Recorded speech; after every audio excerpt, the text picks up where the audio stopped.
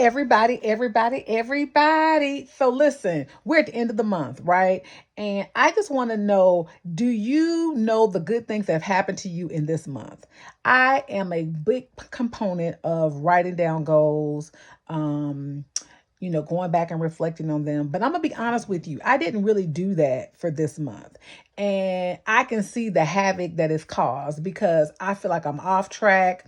I feel like I was praying, but I wasn't consulting with God on my goals. So here am getting to the end of the month, and not meeting the goals that I had set out to accomplish, because life happened. I allowed life to happen, and as a result of that, I can't say that I allow God to do what He needs to do for me in this month to get to what He ultimately has for me.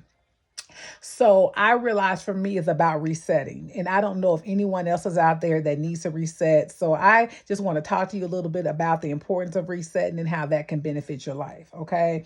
So if you have a plan, okay, you also need to go to the creator of all things.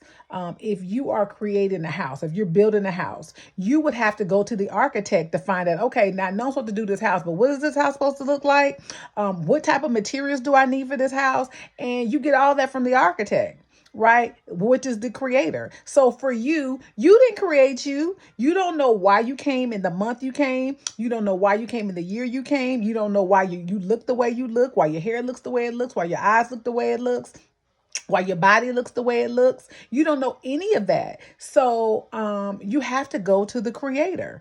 Your parents don't even know. You came in this world through them, but they ain't get no manual for you. They have to seek the creator. So we have to go to God to get an understanding of what do we need to do. And we need to be consulting with God on a regular basis. But the one thing about God is He loves us so much that He will give us the desires of our heart, but He is not going to give you something that does not align with who you are. A lot of times we're praying for things and asking God for things, but it's like God is like, but that ain't you, baby. That's not you. You want what someone else has, and that's not the desires that I have for you. Are plans for you to prosper, plans for you to win, and if you can't win on someone else's plan. Now you can look at their plan and say, you know what, I have a similar goal, and you can look at it and then consult with God and find out if that plan can work with you to get to your goal. And then you may find that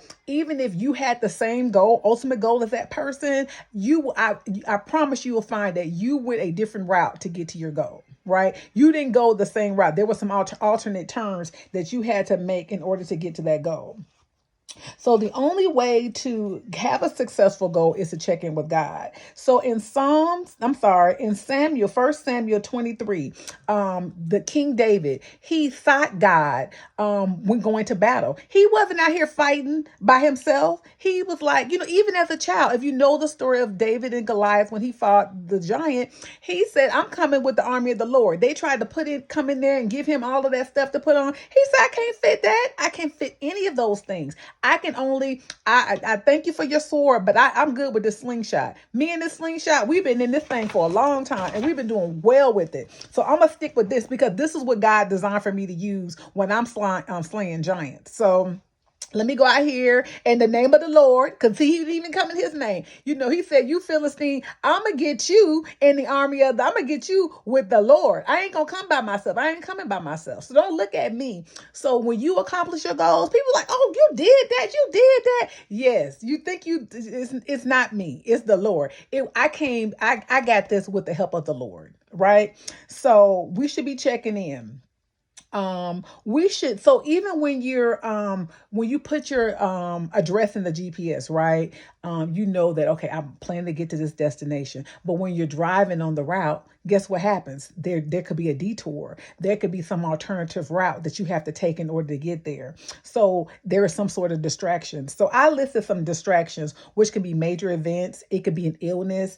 It could be a failure. It could be a death. It could be a divorce. It could be a breakup for those of you that are not married. But here's some positive ones. Marriage can be a distraction. It's a good distraction, but they're the distraction. Let me tell you, people that just got married, I've been married before. I'm divorced now. But when I got married, my plans, and that was honeymooning. I know I said I was gonna do that, but baby, I'm honeymooning. So a lot of the things the courses that I was trying to take, I didn't necessarily get a chance to take them because I was what? Honeymooning, right?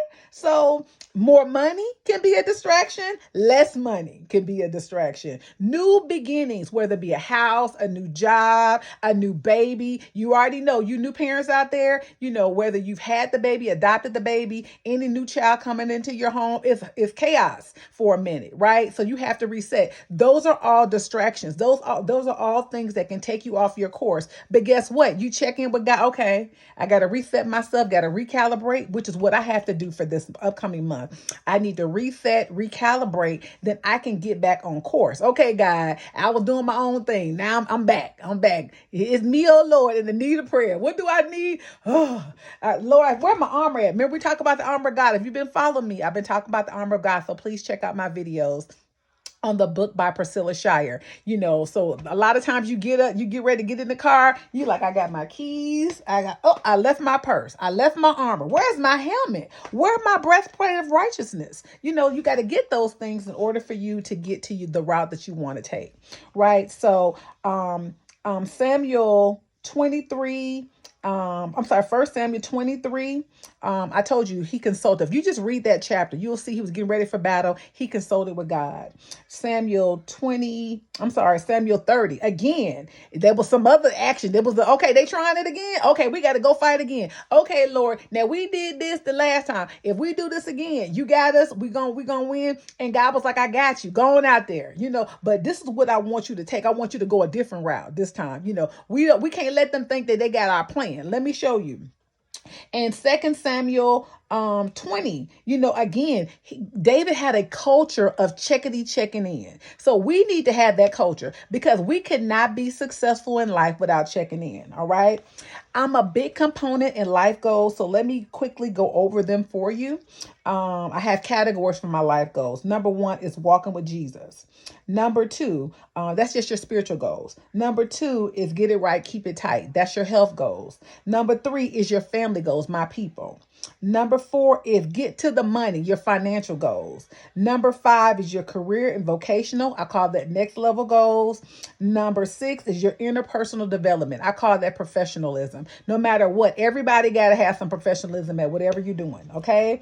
Number 7 is legacy and ministry. We are here for a reason. What would you be doing if you couldn't make a dime doing it? And all the things you need to do for your legacy. Number 8 is your fun, your extracurricular activities. And number 9 is your accountability partners. Those are your life goals. You need 3 life goals. You need three plans for every life goal at the minimum of 3. Now that we're at the end of the month, this is the time where I like to go back and reset and see, did I accomplish these things? You know, look at what the Lord has done. I have done this. Now for me, I did not Lord, I don't even think I want to. I'm not going to look at my goals. I know I'm going to look at my goals. I'm going to look at them in a couple of days. But I'm just going to sit down today. And I've already sat down in my mind, wrote it down. But I wrote some things down yesterday. But I'm going to write some things down in every category of what God did for me this month. Because I'm very grateful for the love he has for me. I'm very grateful that, you know, I'm still amongst the living. I had a birthday this month. There were so many good things that happened this month. It was a lot of tumultuous things that I was dealing with this month, but I still kept pressing. If you follow me, you see I still was posting.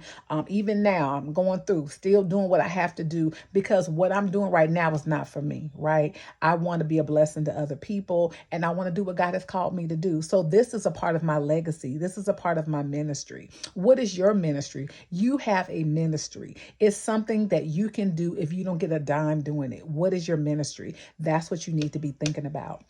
You know, so at the end of the month, I want to encourage you to take some time to give God glory for all that he did. Even if you don't want to go through every category, you could just let me write down 10 things God has done in my life. And at the beginning, you'd be like, okay, God, what did you do this month? That's sad, right? But, you know, sometimes we just caught up in life that we can't just do what we need to do and really reflect. So, I just want to encourage you to take some time to do that. Think about what God has done for you this month. It's so many things. He woke you up this morning. You've been alive this whole month. You know, that's another reason to give God glory. All right. All right, everybody, everybody.